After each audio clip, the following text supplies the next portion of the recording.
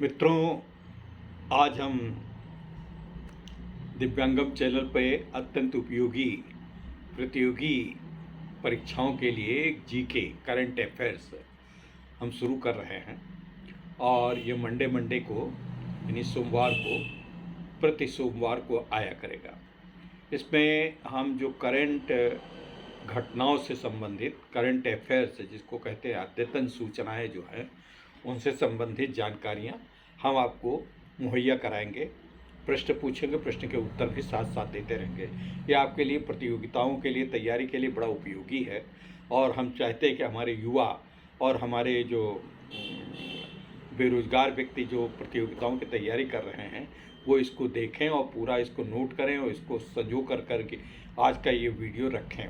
और हर सोमवार को हम आपको ऐसा वीडियो देंगे। मित्रों नमस्कार, विकलांग साथी ट्रस्ट के दिव्यांगम चैनल पे आपका स्वागत है। और आज से हम शुरू कर रहे हैं डेली करंट अफेयर्स से संबंधित जो रोज़ रोज़ घटित होती उन घटनाओं से संबंधित साप्ताहिक प्रोग्राम हमसे पूछिए करंट अफेयर्स। आज की जानकारियाँ हमसे पूछिए। तो आज हम प्रश्नों का शुरुआत कर रहे हैं। जैसे सबसे पहले अब आपको उन प्रश्नों से संबंधित हम थोड़ी सी व्याख्या भी करते जाएंगे। पे एज यू ड्राइव कार्यक्रम शुरू करने वाली बीमा कंपनी क्या है? अब ये पे एज यू ड्राइव ये कार्यक्रम एक बीमा कंपनी शुरू किया है और नई शुरुआत है। तो ये किसने शुरू की है? सोचिए, ये शुरू की है HDFC बैंक ने। HDFC Ergo general insurance HDFC की ये सह कंपनी है, को एग्जिस्ट करती है और इसका नाम है HDFC एर्गो जनरल इंश्योरेंस। दूसरा प्रश्न है, हाल ही में भारतीय रिजर्व बैंक द्वारा मौद्रिक नीति समिति यानी MPC मौद्रिक नीति समिति के पदेन सदस्य के रूप में किसे नियुक्त किया गया है? अभी जल्दी हुई है नियुक्ति। आप लोग समाचार देखते होंगे तो पता चलेगा, नहीं देखते चलिए कोई बात नहीं, मैं बताता हूँ। राजीव रंजन बहुत बड़े इकोनॉमिस्ट हैं और बहुत अच्छा उनका अर्थतंत्र के ऊपर बड़ा उनका पकड़ है। आगे चलते हैं। अब भारतीय रिजर्व बैंक ने रेपो रेट बढ़ाकर कितना प्रतिशत किया? अभी समाचारों में, संपादकीयों में, अर्थशास्त्रियों ने लेख जो लिखे हैं उस पर बहुत इसकी चर्चा हुई है और ये बताया जा रहा है महंगाई को रोकने के लिए ऐसा किया गया। अब कितना किया गया पता है आपको? बताइए। 4.40%, 4.40%। अगला प्रश्न है चौथा, प्रधानमंत्री नरेंद्र मोदी 2 से 4 मई तक यूरोप के किन किन 3 देशों की यात्रा की? ये तो आपको लोगों को मालूम होना चाहिए, बहुत सुना होगा, समाचार अखबार भी पढ़े होंगे। अगर भाई प्रतियोगी परीक्षा की तैयारी कर रहे हैं तो निश्चित रूप से आपने पढ़ा होगा कहाँ कहाँ गए थे, किन किन से मिले, किन किन हेड से मिले। ये तो बड़ा चर्चा में रहा, बड़ी सफल यात्रा रही। तो इसका जवाब बताइए, बता पाएंगे? नहीं बता पाएंगे। चलिए, प्रधानमंत्री ने जर्मनी, डेनमार्क, फ्रांस की यात्रा संपन्न की है। तीनों एक साथ 4 दिन, 2 से 4 मई तक का यात्रा पर 2, 3, 4 3 दिन में उन्होंने 3 देशों की यात्रा की। और वहाँ पे कई देश और आए थे प्रधानमंत्री। नेफेड देश के प्रधानमंत्रियों ने उनसे संपर्क भी किया था। अच्छा, खेलो इंडिया विश्वविद्यालय खेल 2022 से शीर्ष स्थान पर कौन सा विद्यालय है? अब खेलो इंडिया का भी देखा होगा, प्रधानमंत्री जी का खेलो इंडिया का उद्घाटन किया था, बड़ा चर्चा थी। आपको पता है कौन है? नहीं पता है। जैन विश्वविद्यालय 20 स्वर्ण, 7 रजत और 5 कांस्य पदक के साथ पहले नंबर पे रहा था। खेलो इंडिया विश्वविद्यालय खेल प्रतियोगिता 2022 में जैन विश्वविद्यालय 20 स्वर्ण, 7 रजत, 5 कांस्य पदक जीते थे। ये याद रखना है। अच्छा, इस साल होने वाले कांस फिल्म फेस्टिवल में किस देश को कंट्री ऑफ ऑनर के तौर पे चुना गया है? बता सकते हैं? ये होता है, हर बार होता है, उसमें किसी एक देश को चुना जाता है। वो कौन सा देश है? वह देश भारत है। भारत है। किस खिलाड़ी को वेस्ट इंडीज़ का नाम वनडे और T20 कप्तान बनाया गया है? बता सकते हैं? किस खिलाड़ी को वेस्ट इंडीज़ का नया वनडे T20 कप्तान बनाया गया है? T20 भाई होते हैं, पहले टेस्ट मैच होता था, फिर वनडे मैच होने लगा, अब T20 होने लगे कि 20 ओवर का ही खेल होता है। तो इसमें कौन है बता सकते हैं? Nicholas Pooran. Nicholas Pooran. अभी कुछ इंडियन नाम है तो इसलिए याद भी रखना।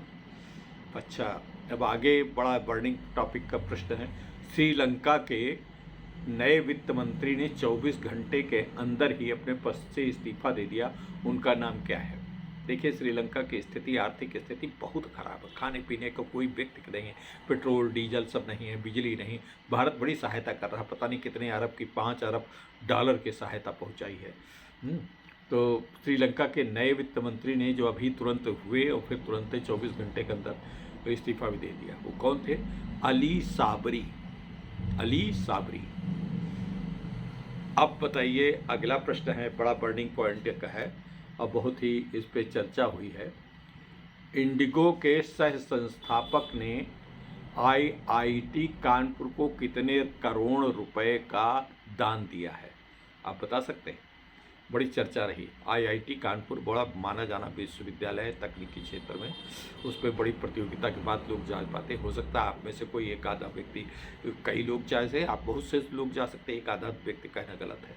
बता सकते हैं? IIT में जाए तो मतलब करोड़ों रुपए का पैकेज होता है। तो IIT कानपुर को उन्होंने डोनेट किया है कितने? 100 करोड़ रुपए। 100 करोड़ रुपए। कितने करोड़ पूछा था? तो 100 करोड़ रुपए दिया। 100 करोड़ बहुत बड़ी रकम होती है। महिला टेनिस संघ रैंकिंग में कौन सी खिलाड़ी ने शीर्ष रैंकिंग हासिल कर ली है? बताइए।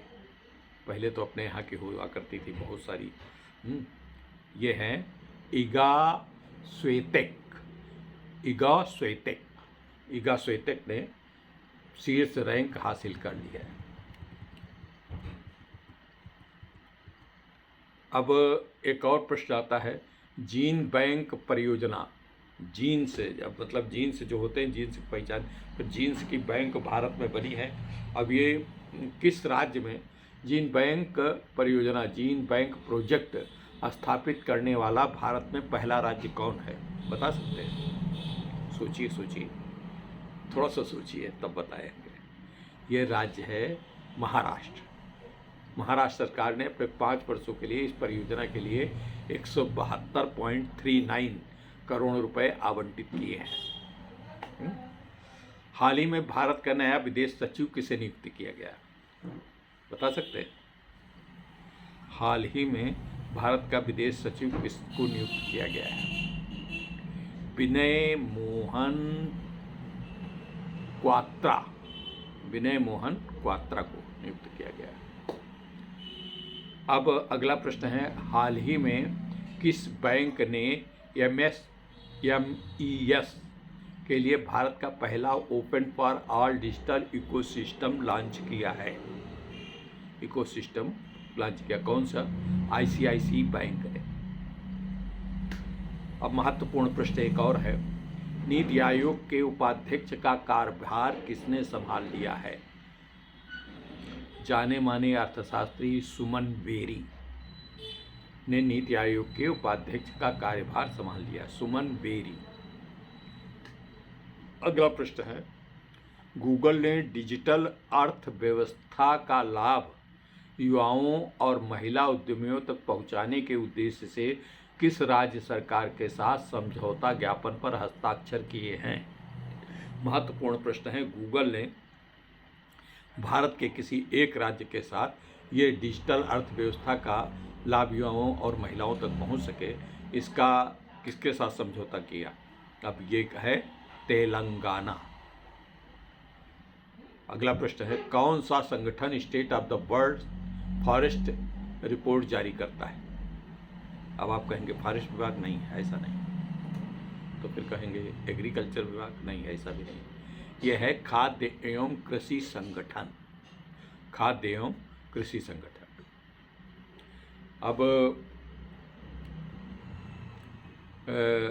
ये सब प्रश्न हमने तैयार किए हैं बड़ी मेहनत करके, 1 हफ्ता पूरा तैयार किया लगाया, करीब करीब कल तक को, आज सवेरे तक हमने इसको तैयार किया, नए प्रश्न को शामिल किए। जीविला, जीवला, JIVHALA, इसको बहुत ज़्यादा ध्यान से जैसे नोट कर लेना है, बहुत पता नहीं चलता है ज़्यादातर। जीविला किस राज्य सरकार द्वारा शुरू की गई एक विशेष ऋण योजना, स्पेशल लोन स्कीम है? बता सकते हैं? ये महाराष्ट्र सरकार द्वारा। RSF 2022 world press freedom index में भारत का रैंक क्या है? प्रेस फ्रीडम मतलब प्रेस के ऊपर स्वतंत्रता के रूप में सबसे ज़्यादा स्वतंत्रता कहाँ पे है, किस तरीके से, तो उसमें भारत का रैंक 150 विश्व में है। अगला, भारत के पहले ग्रीनफील्ड अनाज आधारित इथेनॉल संयंत्र का उद्घाटन किस राज्य केंद्र शासित प्रदेश में किया गया है? इथेनॉल से गाड़ियाँ वाड़ियाँ चलाने का इरादा रखा जा रहा है, शोध चल रहा है, हो सकता है जल्दी हो जाए, कुछ प्रयास भी हो रहे हैं। तो ये इथेनॉल संयंत्र कहाँ लगाया जा रहा है? इथेनॉल संयंत्र का उद्घाटन हो चुका है, किस राज्य में हुआ बता सकते हैं? आपका बड़ा प्रिय राज्य है बिहार में हुआ।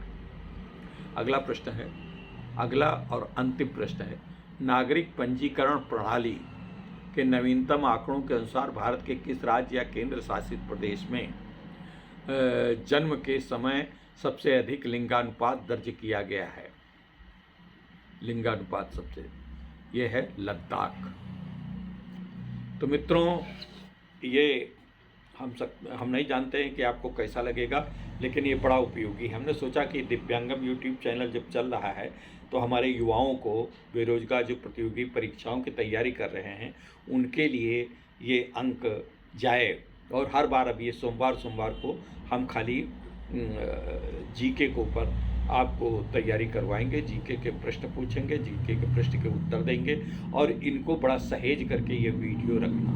और ये वीडियो सहेज के इसलिए रखना क्योंकि ये आपके लिए बहुत उपयोगी हैं, बहुत अच्छे वीडियो हैं और बहुत ये। और आप भी कोई प्रश्न पूछना हो, किसी प्रतियोगिता के विषय में तैयारी से संबंधित प्रश्न पूछना हो, किसी प्रतियोगिता के विषय में आपको जानकारी लेना हो कि कैसे तैयारी करें, किस जगह से इम्तिहान होते हैं, कैसे उसकी कंपटीशन के कब वैकेंसी निकलती हैं, तो ये सब आप हमसे पूछ सकते हैं, हमारे कमेंट बॉक्स में लिख के पूछ सकते हैं। किसी प्रश्न जिसके ऊपर आपको उत्तर नहीं मिल रहा है, वैसे तो आप कोई भी प्रश्न गूगल पे पूछ सकते हैं, उसका उत्तर मिल जाएगा। लेकिन अगर नहीं मिल पा रहा, आप नहीं पूछ पा रहे हैं, नहीं जान पा रहे हैं, तो हमारे कमेंट बॉक्स में लिखें, हम आपको सारे जवाब देंगे, चाहे जैसे जवाब दें, बिल्कुल और 100% अथेंटिक जवाब होंगे। हाँ, अगर कोई गलत होता है, कोई जवाब अगर आज के प्रश्नोत्तर में कोई जवाब गलत है तो आप हमें लिखिएगा, और लिखिएगा तो फिर मैं उसके ऊपर आप क्लेम कर सकते हैं। और मैं एक करीब ये जब 12 पूरे हो जाएंगे, 12 सोमवार जब पूरे हो जाएंगे तो 12 सोमवार के बाद हम एक प्रतियोगिता 8वें सोमवार से हम रिलीज कर देंगे, जिसमें जो लोग उन प्रश्नों के उत्तर उसी दिन लाइव दे पाएंगे उनको एक अच्छा खासा पुरस्कार मिलेगा। उस पुरस्कार की राशि भी आज मैं बता दे रहा हूँ, अगर इसको इसलिए ज़्यादा सुनिएगा। उस पुरस्कार की राशि 1,500, 250 होगी। और वो पुरस्कार जब आप प्राप्त करेंगे तो आप अपने दिव्यांगम चैनल की सराहना करेंगे। और वो पुरस्कार जितने हमने प्रश्न इतने 12 मंडे को जितने आपको बताए होंगे, उतने उन्हीं में से पूछे जाएंगे। और उन्हीं में से, लेकिन उन प्रश्नों का उत्तर देने के जब लाइव होगा, हमारा लाइव स्ट्रीम में जब हम पूछेंगे, तो लाइव में आपको बताने के लिए केवल 15 सेकंड दिए जाएंगे। 15 सेकंड में आपको जवाब देना। ये इसलिए कर रहे हैं आपको प्रोत्साहित करने के लिए, और पैसा आपको मिलेगा वो तो ठीक है, लेकिन इसके साथ साथ हम ये चाहते हैं कि आपकी मेमोरी कितनी शार्प है और प्रतियोगिता के लिए आप कितना गंभीर हैं, कितना गंभीर तैयारी कर रहे हैं। और प्रतियोगिताओं के लिए इसको उपयोगी चैनल हम बनाने का प्रयास कर रहे हैं। हम कुछ एक्सपर्ट्स को ला रहे हैं जो आपको बताएंगे कि कैसे तैयारी करो, किस तरीके से करो। लेकिन हमको एक चीज़ आप ज़रूर लिख के भेजें कि आपको ये बताना चाहिए कि बैंकिंग में आप चाहते हैं कि एसएससी में चाहते हैं कि आप कुछ जिस जिस क्षेत्र में, जिस स्ट्रीम में आप जाना चाहते हैं, उस विषय में हमसे बात करिए, हमसे पूछिए, हम आपको उत्तर देने के लिए तत्पर रहेंगे। मुझे लगता है आज का ये सोमवार का ये एपिसोड आपको बड़ा उपयोगी लगेगा। मित्रों, नमस्कार, शुभकामनाएं।